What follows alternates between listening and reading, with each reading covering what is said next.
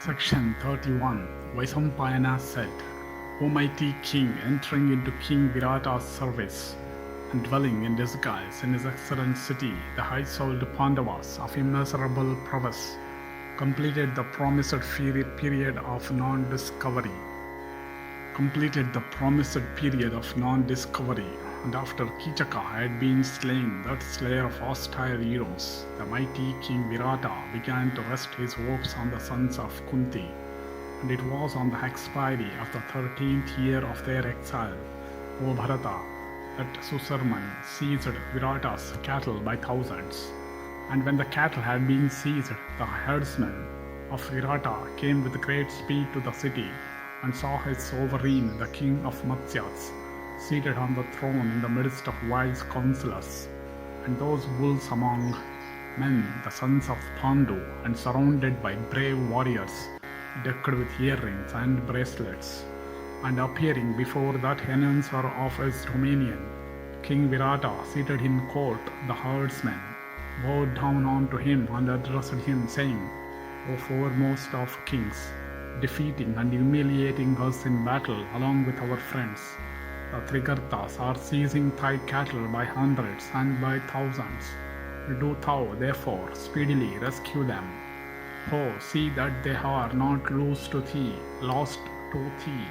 Hearing these words, the king hurried for battle, the Matsya force, abounding in cars and elephants, and horses, and infantry, and standards. And kings and princes speedily put on each in its proper place their shining and beautiful armor, worthy of being worn by heroes. And Virata's beloved brother Satanika put on a coat of mail made of adamantine steel adorned with burnished gold. And Madiraksha, next in birth to Satanika, put on a strong coat of mail plated with gold and capable of resisting every weapon. And the coat of mail that the king himself of the Matsyas put on was invulnerable, and decked with 100 suns, 100 circles, 100 spots, and 100 eyes. And the coat of mail that Suryadatta put on was bright as the sun, plated with gold and broad as 100 lotuses of the fragrant Kahlara species. And the coat of mail that Virata's eldest son, the heroic Sanksha, put on was impenetrable and made of burnished steel and decked with 100 eyes of gold. And it was thus that those godlike and mighty warriors, by hundreds, furnished with weapons and eager for battle, each donned his corslet, and then yoked on to their excellent cars of white wool steeds equipped in mail, and then was hoisted Matsya's glorious standard on his excellent car, decked with gold and resembling the sun or the moon in its effulgence. And other Kshatriya warriors also raised on their respective cars gold-decked standards of various shapes and devices. And King Matsya then addressed his brother Satanika, born immediately after him, saying, Kanka and Vallava and Tantripala and Dhamagranti, of great energy, well as it appears to me, fight without doubt. Give thou unto them cars furnished with banners, and let them case their persons in beautiful coats of mail, that should be both invulnerable and easy to wear, and let them also have weapons bearing such martial forms and possessed of arms resembling the trunk of mighty elephants. I can never persuade myself that they cannot fight.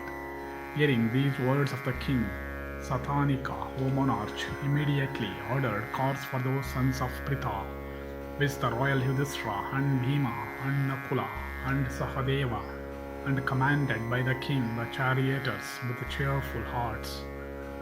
And keeping loyalty in view, very soon got cars ready for the Pandavas, and those repressors of foes then donned those beautiful coats of mail, invulnerable and easy to wear, that Virata had ordered for those heroes of spotless fame, and mounted on cars yoked with good steeds, those smitters of hostile ranks, those foremost of men, The sons of Pita set out with cheerful hearts.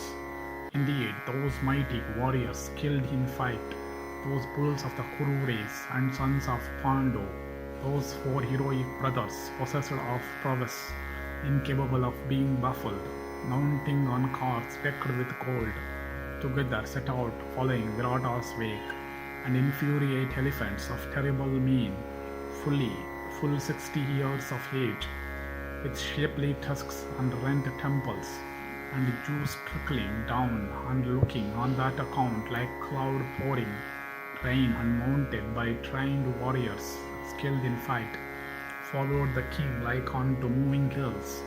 And the principal warriors of Matsya, who cheerfully followed the king, had 8,000 cars, 1,000 elephants, and 60,000 horses.